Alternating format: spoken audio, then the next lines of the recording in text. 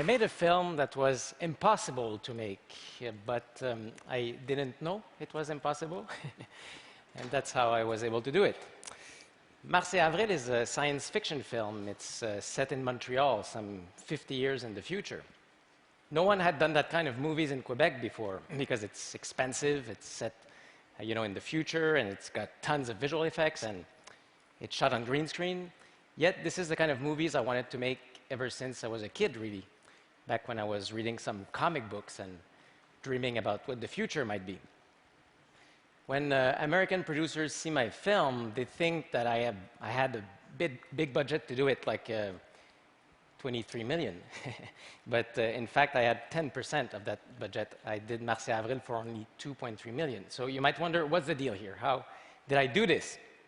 Well, it's two things. First, it's time, When you don't have money, you must take time. And it took me 7 years to do Mars et Avril.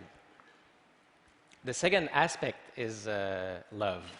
I got tons and tons of generosity from everyone involved, And it seems like every department had nothing, so they had to rely on our creativity and turn every problem into an opportunity. And that brings me to the point of my talk, actually, how constraints, big creative constraints, can boost creativity. But let me go back in time a bit. In my early 20s, I did some graphic novels, but they weren't your usual graphic novels. They were books telling a science fiction story through images and text. And most of the actors who are now starring in the movie adaptation, they were already involved in these books, portraying character into a sort of experimental, theatrical, simplistic way. And one of these actors is the great stage director and actor Robert Lepage. And I just love this guy.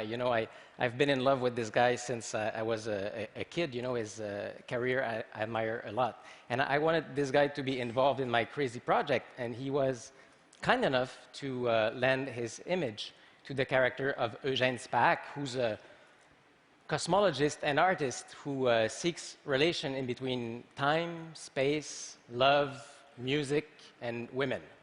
And, he was a perfect fit for the part. And Robert is actually the one who gave me my first chance. He was the one who believed in me and encouraged me to do an adaptation of my books into a film and to write, direct, and produce the film myself. And Robert is actually the very first example of how constraint can boost creativity. Because this guy is the busiest man on the planet. I mean, his agenda is booked until 2042, and he's really hard to get. And I wanted him to be in the movie, to reprise his role in the movie. But the thing is, had I waited for him until 2042, my film wouldn't be a futuristic film anymore. So I just couldn't do that, right? But that's kind of a big problem. How do you get somebody who's too busy to star in a movie? Well, I said as a joke in a production meeting, and this is a true story, by the way, I said, why don't we turn this guy into a hologram? Because, he's everywhere and nowhere on the planet at the same time, and he's an illuminated being, in my mind, and he's, in between reality and virtuality, so it would make perfect sense to turn this guy into a hologram. Everybody around the table laughed, but the joke was kind of a good solution, so that's what we ended up doing. Here's how we did it. We shot Robert with 6 cameras. He was dressed in green, and he was like in a green aquarium. Each camera was covering 60 degrees of his head, so that in post-production we could use pretty much any angle we needed, and we shot only his head. 6 months later, there was a guy on set, a mime, portraying the body, the vehicle for the head. And he was wearing a green hood so that we could erase the green hood in post-production and replace it with Robert Lepage's head. So he became like a Renaissance man, and here's what it looks like in the movie.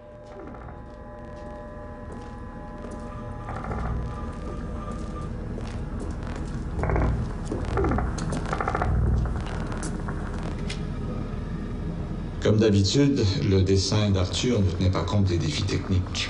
J'ai soudé la culasse, mais la valve reste béante.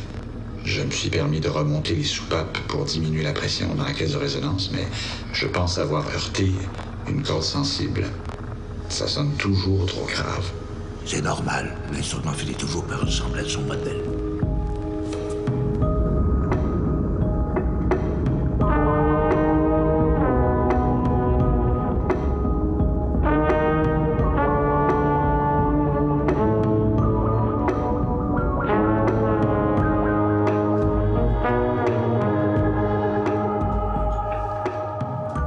Now, these musical instruments that you see in this excerpt, they're my second example of how constraint can boost creativity.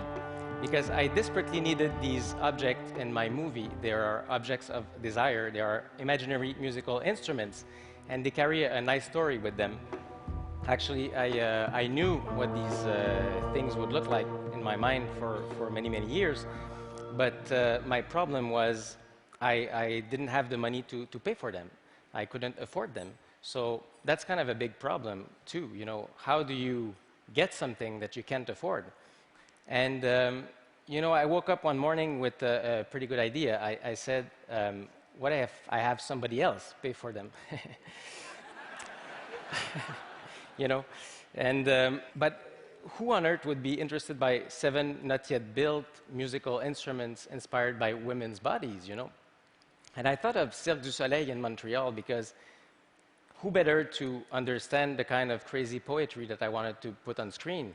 So I find my way to Guy Laliberté, Cirque du Soleil CEO, and I presented my crazy idea to him with sketches like this and visual references, and something pretty amazing happened. Guy was interested by this idea, not because I was asking for his money, but because I came to him with a good idea in which everybody was happy. You know, it was kind of a perfect triangle in which the art buyer was happy because he got the instruments at a cheaper price because they weren't even made. He took a leap of faith.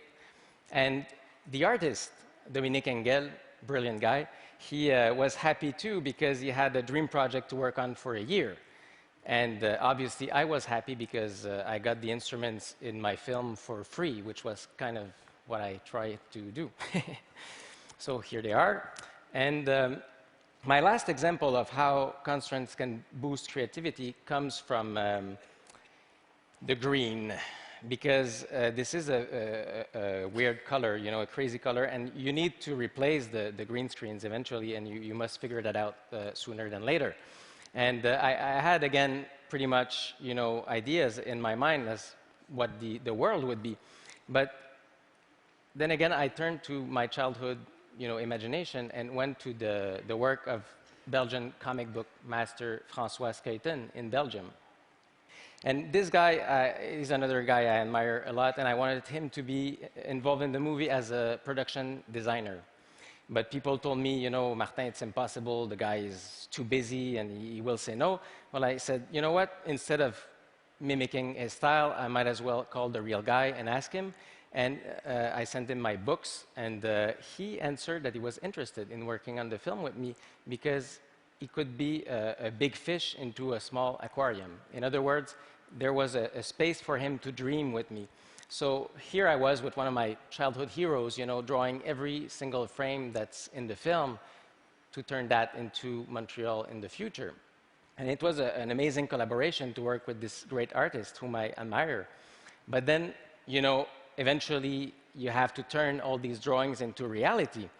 So again, my solution was to aim for the best possible artist that I could think of. And there's this guy in Montreal, another Québécois called Carlos Monzon, and he's a very good VFX artist. This guy had been lead compositor on such films as Avatar and Star Trek and Transformers and other unknown projects like this. And I knew he was a perfect fit for the job, and I had to convince him. And instead of working on the next Spielberg's movie, he accepted to work on mine. Why? Because I offered him a space to dream. So if you don't have money to offer to people, you must strike their imagination with something as nice as you can think of. So this is what happened on this movie, and that's how it got made. And we went to this very nice post-production company in Montreal called Vision Globale, and they landed their 60 artists to work full-time for 6 months to do this crazy film.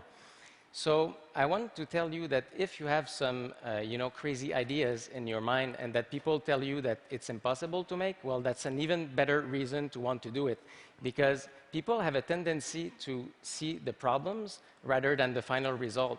Whereas if you start to deal with problems as being your allies rather than your opponents, life will start to dance with you in the most amazing way. I have experienced it. And you might end up doing some crazy projects, and who knows, you might even end up going to Mars. Thank you.